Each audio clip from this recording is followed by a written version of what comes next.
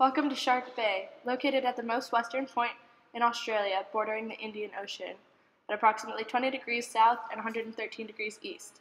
Three special features of Shark Bay are the seagrass beds, the dugong population, and stromatolites. Located in Shark Bay is the Warramel Seagrass Bank, one of the largest seagrass meadows in the world. It has the greatest amount of seagrass species in one single area. This makes it a very important place for primary production because the seagrass photosynthesizes and produces oxygen. As a result, it's one of the world's most productive aquatic ecosystems and also serves as a home for many organisms, similar to estuaries.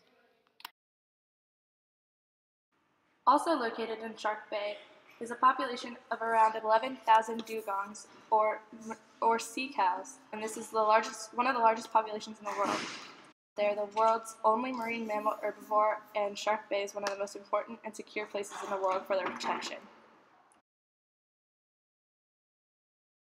A basic trophic pyramid, or food web, for Shark Bay would have seagrass as primary producers, dugongs, green turtles, and striped trumpeters, a type of fish, as primary consumers, dolphins as secondary consumers, and tiger sharks as apex predators. Normally, sea turtles and dugongs graze on seagrass at the edge of the seagrass beds, resulting in low-quality seagrass there. The sharks stay in shallow water where the dugongs are, and the dolphins avoid the area.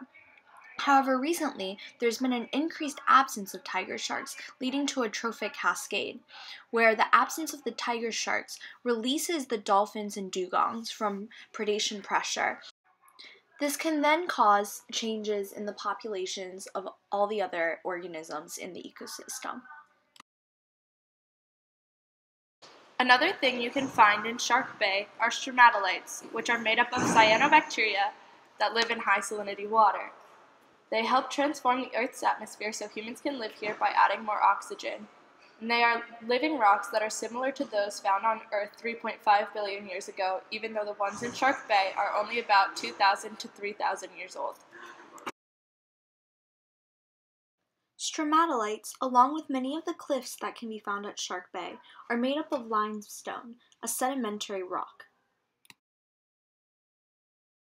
Sedimentary rocks are formed as sediment, small particles resulting from weathering and erosion, is compacted and cemented.